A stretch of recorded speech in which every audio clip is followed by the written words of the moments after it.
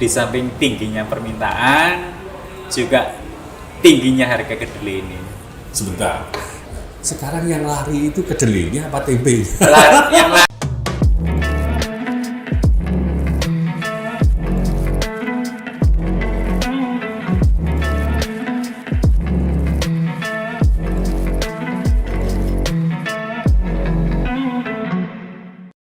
Assalamualaikum warahmatullahi wabarakatuh. Sahabat Singkong dan Kopi, alhamdulillah wa syukurillah, alhamdulillah wa nikmatillah. Hari ini kita bertemu kembali di podcast Singkong dan Kopi, rubrik dari Jatim News Media. Tetapi biasanya kita di studio di Sidoarjo, tapi kali ini kita berada di Kopi Prapen di Jalan Prapen. Kafe ini tempat nongkrong, tempat kumpul-kumpul anak muda dan kalian milenial. Dan alhamdulillah hari ini dulurku arek tergilis asli Cak Fauzan. Assalamualaikum Cak Fauzan. Waalaikumsalam warahmatullahi wabarakatuh. Ya, Masya Allah. Sahabat Singkong dan Kopi, saudara saya ini memang sudah kumpul mulai kecil. Dengan beliau, dengan sahabat saya, dulur saya satu pondok dulu namanya Cak Musafa Rob, kemudian dengan ada seorang beliau kiai yang sahabat almarhum ayah saya, Kiai Ridwan. Tapi hari ini saya tidak bicara tentang persoalan, saya bicara ini yang khusus karena beliau ini tiap harinya selalu memproduksi tempe, tahu tempe yang dari tempe saja. Ya. Tapi kenapa Cak Fauzan? Nasib tempe ini kok seperti ini? Hari ini termasuk sampean apa ikut mogok kan begitu? Mohon dijelaskan Mas Fauzan. Iya. Saya juga. Ini yang mogok ini kedelainya, tempenya atau yang jualan ini? Ini kayaknya ini yang mogok duluan ini bahan bakunya. Oh, bahan bakunya. Iya, karena di samping tingginya permintaan juga tingginya harga kedelai ini. Sebentar. Kalau tingginya permintaan kan ya tentu tepat. Iya. Tempe itu mau diapakan kan gitu ya? Ada digoreng, ada disambal, digeprek dan lain sebagainya. Tempe adalah makanan favorit kan begitu. Iya. Sekarang yang lari itu kedelainya apa tempe?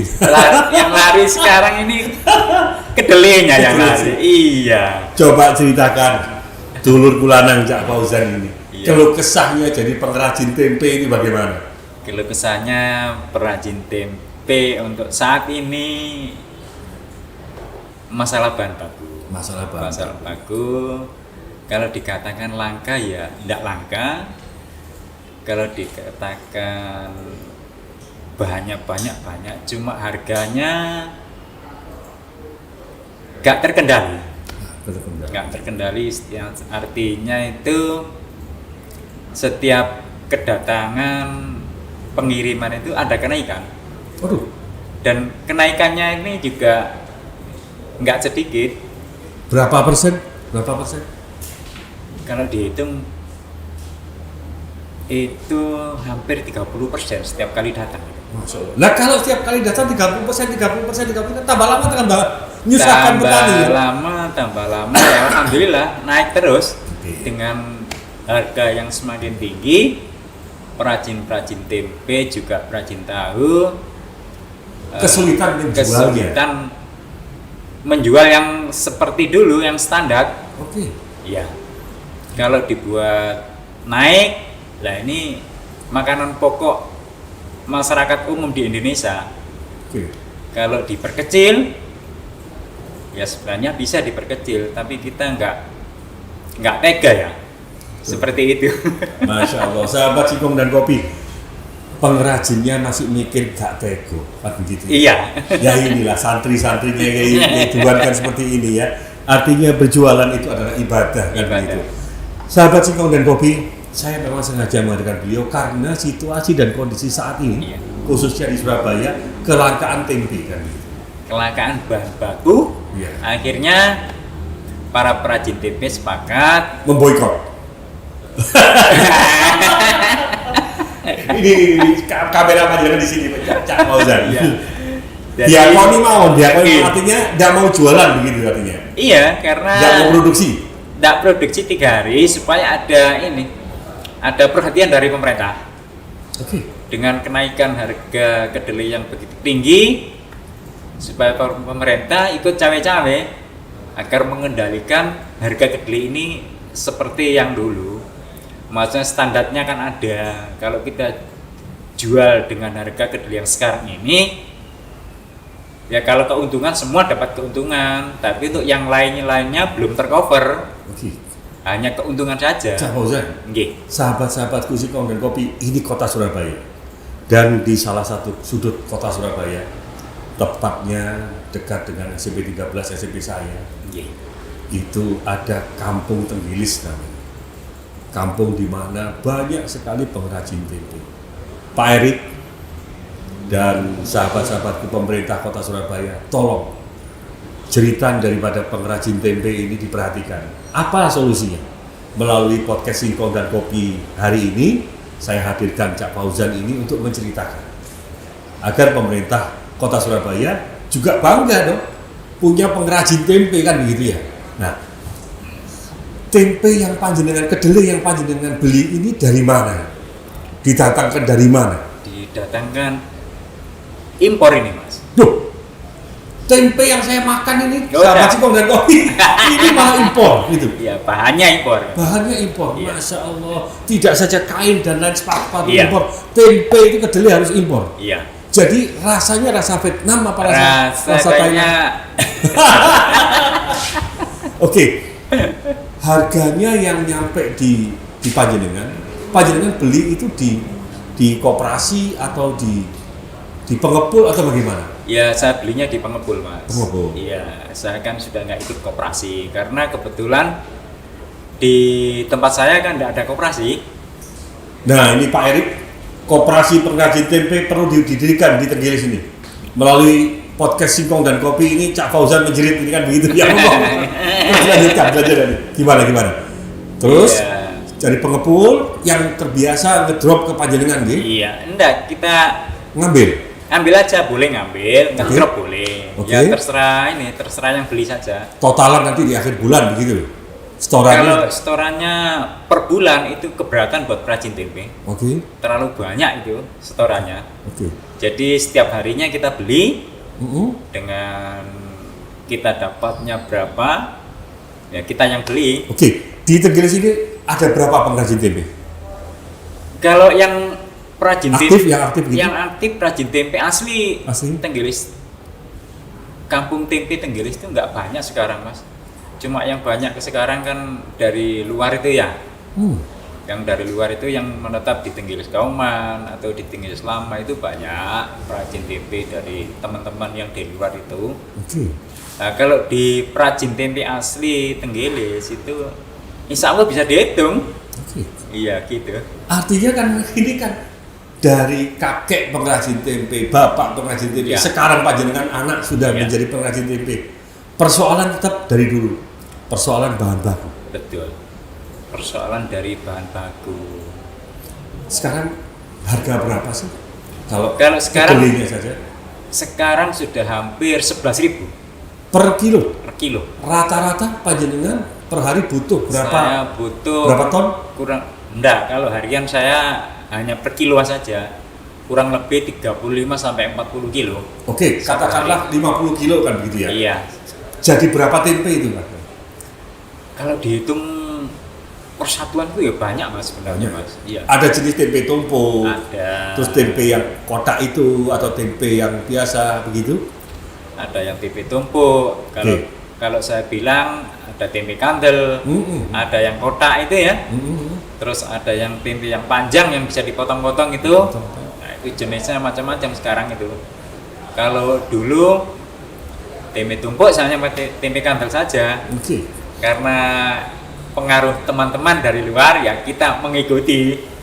Artinya sekarang sudah tidak, paling saat ini mampu beli berapa kilo dengan harga tempe yang sudah 11.000 tadi? Saya mampunya sekarang hanya 35.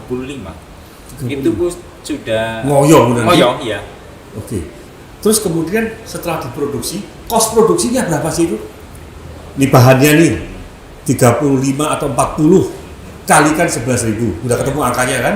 Kemudian proses produksinya itu mencapai berapa? Ya kurang lebihnya nominalnya sekitar ada 700-an, 800-an. Dijualnya dapat berapa Cak Fauzan? Iya, totalnya kalau saya jual total 35 kilo sampai ya 50 kilo lah. Itu totalnya saya dapat nominalnya kurang lebihnya 800-an. Ya, belum dikurangi biaya yang lain-lain. Mancal sepeda kan? Belum mancal sepeda, mancal listriknya belum. Betul. Kemudian tandon airnya belum. Kita juga beli kayu. Oke. Beli plastiknya. Sahabat Singkong dan Kopi, tentunya Cak Fauzan ini juga menjaga kebersihan kan begitu ya? Air bersih untuk mengolah itu jadi image masyarakat pakai kaki itu tidak. Oke, kembali kepada persoalan tempe tadi. Jadi kalau sampai pemerintah ini tidak menyediakan, tidak turun tangan, kemudian harga tetap saja relatif tinggi, tidak terjangkau. Kemudian pembeli teriak ini kok tempenya mahal kan begitu. Apa kira-kira keinginan daripada para pengrajin tempe Cak Fauzan? Kalau yang saya ambil ini ya dari teman-teman apa itu ngomongnya yang umum. Iya. Harga kedelai sebisa mungkin dia di normal kembali lah. Harga berapa normal kedelai? Kalau dulu harga normalnya 7.000 sampai 7.500. Oke, dengan 7.000 itu sama sudah dapat keuntungan kalau harga itu ya? Alhamdulillah sama dapat keuntungan. Artinya masih bisa menghidupi, menyekolahkan anak dan lain sebagainya. Kalau sudah 11.000, kemudian besok ini naik sampai 14.000, berarti kan kenaikan 100%. Iya. Tambah tidak mampu apa-apa nih, tambah gulung tikar nih ya? Iya. Gitu. Ya Allah, sahabat Singkong dan Kopi, inilah para pengrajin kita yang kebanyakan Ahlus Sunnah wal Jamaah ini kerja ketawa, rugi ketawa gitu, gulung tikar juga, Masya Allah. Coba saya kembali. Kalau seperti ini terus, tidakkah ada upaya di situ untuk Pak Ditergilis ini untuk jadi satu, menjadi paguyuban gitu. Setelah itu melakukan upaya-upaya katakanlah menggandeng UMKM di Jawa Timur ini, sahabat Singkong dan Kopi, ada bangun UMKM misalnya. Tidakkah pengen seperti itu? Sebenarnya keinginan ke situ ada, Mas. Mungkin yang koordinasinya aja yang belum tertata. Jadi nggak ada yang memberikan solusi untuk mengarahkan ke situ. Ke UMKM seperti itu. Oke, sahabat Singkong dan Kopi, wabil khusus sahabat-sahabat saya yang sekarang duduk di Dewan Kota Surabaya. Ini loh wargamu, ini loh konstituenmu. Jadi sengaja kami angkat di podcast ini agar khalayak semuanya tahu bahwa tempe yang kita makan tidak semudah seenak yang kita rasakan. Betul.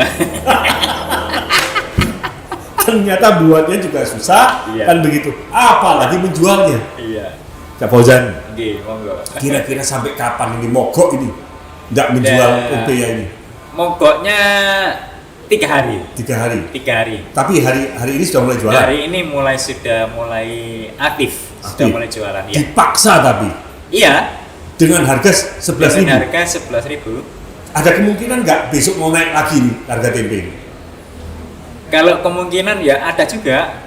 Kemungkinan ada karena. Lalu sebentar. Kalau harga itu segitu, kemudian sampai mau jual berapa kan begitu? Jangkau nggak masyarakat ini untuk membeli tempe itu kan begitu? Nah ini ada 2 versi dari sini Mas. versi yang lama itu harganya, versi yang lama dengan ukuran yang sama kita naikkan. Oke. Kalau mereka mau. Oke. Kalau nggak mau ya versi yang kedua kita buat ukuran yang perkecil. Dengan harga yang lama. Oke. Itu kalau nggak protes. Solusinya ya. Itu kalau nggak protes. Ya. Kalau protes ya berbicara dulu kita. Jadi konsumen. Sahabat-sahabat Singkong dan Kopi ini kalau ketika nanti makan tempe, ibu-ibu rumah tangga ini kalau bapaknya protes gitu, Mak, tempe ini kok tambah cilik? Dengan ibu-ibu jawab, kepengen rego podo dengan ukuran yang lebih kecil. Kalau maka uang belanja tambah. Ya Allah.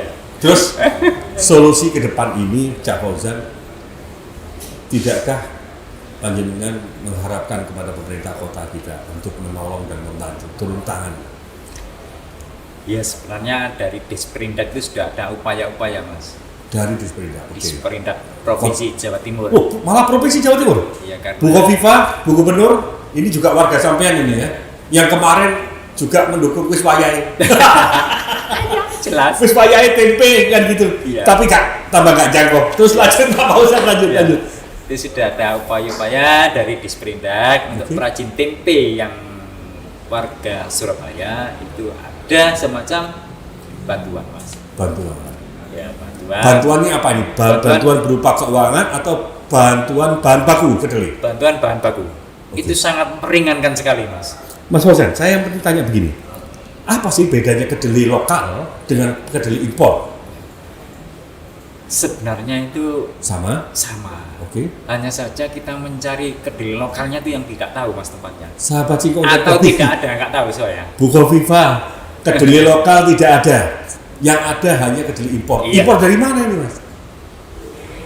Vietnam, Thailand. Kalau ini mereka bilang rata-rata dari Amerika.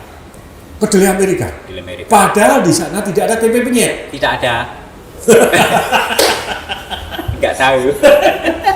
Ya Allah. Oke. Terus kemudian lanjut, Disperindak tadi sudah turun tangan dengan memberikan bahan baku begitu. Iya.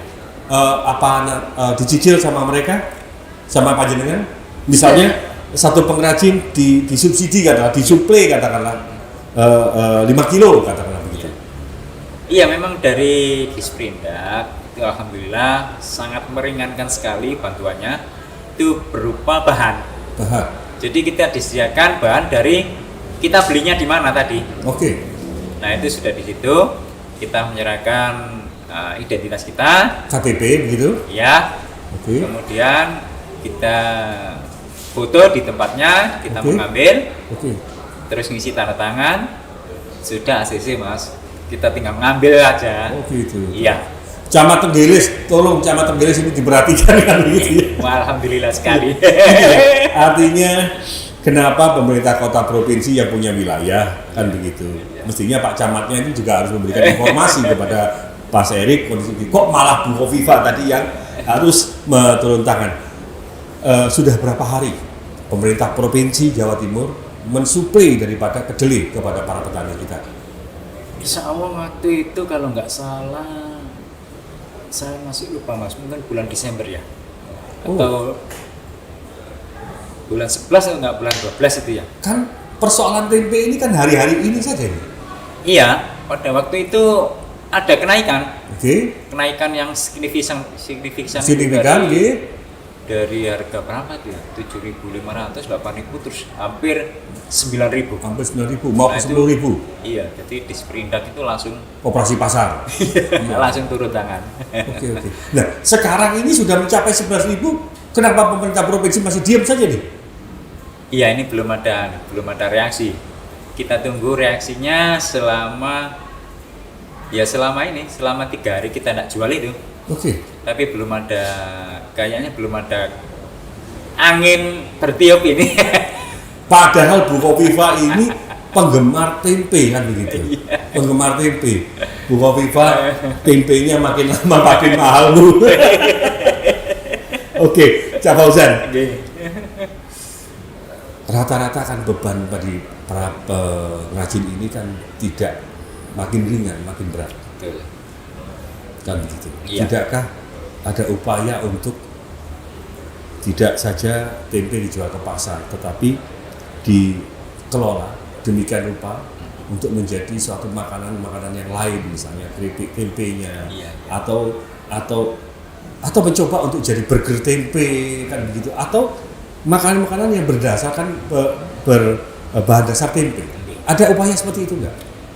Sebenarnya kalau di Tenggelis, kampung tempe Tenggelis itu ada, Mas. Ada. Dijadikan apa aja? Dijadikan keripik tempe Keripik ada, tempe, oke. terus burger tempe ada. Burger tempe ada. Kemudian yang orang bilang itu lento itu ya. Oke, lento. Nah, lento itu bahannya dari tempe juga ada. Oke. Terus apa lagi? Ya sudah itu aja. Sama ini sari dele. Oh, sari dele. Sari dele itu ya kan nggak seberapa banyak bahannya, Mas. Nggak seperti perajin tempe sama tahu ya. Iya. Nah, kalau produksinya tahu sama tempe memang butuh bahan yang sama banyak sekali. Yang dikeluhkan perajin tempe dan tahu itu bahan murah, terjangkau, bisa dijual. Iya. Dengan masyarakat beli juga dengan harga yang terjangkau. Iya, yang terjangkau. Kalau sekarang menjadi 11.000 per kilo, kemudian dibebani dengan ongkos produksinya 10.000, mau jadi berapa kan begitu ya? Betul sekali. Rata-rata per hari panjenengan ini menghasilkan seperti yang saya tadi sampaikan berapa kilo tepatnya? Saya sekarang ini 35 sampai 40 kilo, Mas. Itu bahan yang dibutuhkan. Yang dibutuhkan. Lalu per hari dicetak jadi tempe jadi berapa kilo? Biasanya kalau mencetak tempe itu 2 kali lipat, Mas. Oh, sehingga menjadi 60 kilo. Kurang lebihnya seperti itu. Oke, 60 kilo. Nah, artinya kan kalau 60 kilo kan kita sudah bisa membayangkan kan yang 30 kilonya ini kan adalah profit kan gitu keuntungan. Akan tetapi ini kan keuntungan ini kan masih dikurangi dengan kos produksi, air, listrik dan lain sebagainya. Tetap nggak jangkau kan? Jangkau pun agak ini, Mas. Ngos-ngosan. Iya. Untuk sisihkan untuk biaya listrik ya. Iya. Karena saya juga butuh ini tandon air untuk gilingan. Betul. Itu kan pakai tenaga listrik semua. Kemudian bahan beli kayunya itu kan juga butuh kos juga. Oke. Yang menarik, di tengah kota Surabaya ada kampung tempe. Ya. Di tengah kota Surabaya ini ada produksi tempe. Dan di tengah kota Surabaya ini di Tenggilis produksi tempe macet kan begitu. Hanya karena persoalan bahan baku yang tak kunjung datang. Iya. Bahan baku yang makin mahal kan begitu. Oke. Kalau sekiranya tadi sudah kita jelaskan, digambarkan bahwa panjenengan sudah memodifikasi ini jadi itu segala macam, jadi keripik segala macam. Yang paling diminati masyarakat ini tempe batangan atau bagaimana? Untuk saat ini yang buat penyetannya tempe batangan, Mas. Oke. Iya. Jadi panjenengan juga sudah punya pasar, katakanlah pasar Soponyono, Rungkut itu sudah sekian. Iya. Pasar mana lagi sudah sekian. Itu sudah terbiasa terbagi begitu ya? Iya, sudah terbiasa dan alhamdulillah saya dibantu oleh teman-teman itu yang jualan penyetan. Oke. Kalau sore hari ada teman-teman itu yang jual penyetan itu saya datangi. Oke, nawarkan tempenya. Nawarkan tempe ya. Kebetulan ada yang banyak yang kenal ya. Akhirnya meskipun dia punya langganan tapi ngambil punya saya sedikit nggak apa-apa. Asalkan bisa buat pemasukan untuk saya. Untuk keluarga saya gitu. Oke. Cak Fauzan, saya jadi mikir ini. Apakah kedelai yang di panjenengan beli ini begitu dibeli proses habis? Tidak bisa panjenengan nyimpan begitu? Kalau nyimpannya tidak bisa, Mas. Kalau 35 40 ya kita langsung habis, kita proses langsung habis. Oke. Ya kalau secara pasarnya lagi rame, mungkin tempenya begitu datang langsung habis ya. Begitu lagi pasarnya lagi turun, kan kadang-kadang kan juga sisa juga produksinya itu. Tempenya masih ada, itu kita jualnya kan juga nggak standar. Mas Fauzan, tidakkah upaya-upaya panjenengan selama 3 hari ini memberikan ultimatum untuk mogok, panjenengan bersama-sama kawan mungkin datang ke Dewan DPRD Kota Surabaya atau ke pemerintah Kota Surabaya untuk mengadukan persoalan ini, mencari solusi gitu, kira-kira? Belum ada, Mas. Artinya sudah capek untuk meneriakan itu kan ya? Nanti kita rundingan ya, opo enaknya ini gimana ini? Kok langka gini, kok tambah larang. Wis ta, engko gak urengane ya ngono maneh, Cak. Nek mari mogok kadang-kadang iku kok ya moro-moro munggah maneh. Nah seperti itu. Kapan hari itu kan pernah mogok ya? Itu solusinya mogok supaya ada perhatian dari instansi terkait. Ternyata habis mogok malah ini tambah dinaikkan, malah merangkak, tambah nemen. Masya Allah. Nah, ini kan ya juga dilema buat perajin tempe. Tapi pengrajin tempe di Tenggilis ini tambah disiksa, tambah alhamdulillah begitu ya? Ya alhamdulillah karena gini bekerja ibadah itu. Iya. Masya Allah. Bersyukurlah pemerintah Kota Surabaya dengan warganya yang seperti ini. Bersyukurlah pemerintah Provinsi Jawa Timur, Bu Kofifa, wargamu kan begitu ikhlas banget kan begitu. Harga dinaikkan, alhamdulillah kan begitu. Pendapatan makin kecil, alhamdulillah. Yang penting barokah begitu ya. Oke, Mas Fauzan, sampailah kita di penghujung ini dan yang paling utama bagi kami matur nuwun panjenengan rawuh. Terima kasih kedatangannya. Tidak ada lain tujuan kita untuk bersilaturahmi ini ingin menyuarakan, ingin menyampaikan. Nanti di Jatim News Media di YouTube itu Cak Fauzan keluar kan itu pengrajin tempe ini, dan kami akan kirimkan YouTube kami kepada kawan-kawan pemerintah Kota Surabaya, kepada kawan-kawan pemerintah Provinsi Jawa Timur, Bu Kofifa, Mas Erik, agar beliau segera memikirkan bagaimana juga yang namanya umarok itu juga harus memikirkan daripada harapan hidup kita semuanya. Cak Fauzan, monggo di akhir pertemuan ini apa yang unek-unek, apa yang ini disampaikan langsung ke kamera gini menyapa sahabat Singkong dan Kopi. Monggo silakan. Monggo sampaikan apa harapannya? Harapan saya juga yang lainnya perajin tempe dan tahu agar bahan-bahan kedelainya itu kembali ke harga yang semula, yang standar lah. Biarpun itu tidak terlalu tinggi juga tidak terlalu ke bawah, agar kita bisa menikmati perajin tempe dan tahu ini penghasilan yang sesuai yang diharapkan.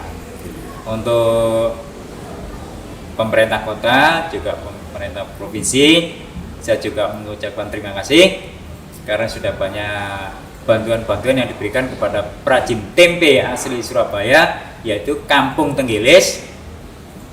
Terima kasih. Assalamualaikum warahmatullahi wabarakatuh. Waalaikumsalam. Inilah istiqomahnya kalau namanya santri menjadi pengrajin. Jadi walaupun ditekan dengan harga yang seperti itu masih terima kasih. Pak Wali Kota terima kasih, Bu Gubernur, Masya Allah istiqomah. Terima kasih Cak Fauzan. Sahabat-sahabat Singkong dan Kopi, sekali lagi bahwa melalui Singkong dan Kopi ini sebentar lagi Ramadan, sebentar lagi Idul Fitri. Saya tidak bisa membayangkan tempe ini makin jauh kan begitu. Tapi yang perlu dicatat, tempe kedelai kita yang kita makan, tempe kita yang kita makan di semua tempe penyet di pinggir jalan kemarin di rumah ternyata dari Amerika, dan di Amerika tidak ada tempe penyet kan begitu ya. Terima kasih. Wallahul muwaffiq ila aqwamit thoriq. Wassalamualaikum warahmatullahi wabarakatuh. Waalaikumsalam. Salam Singkong begini.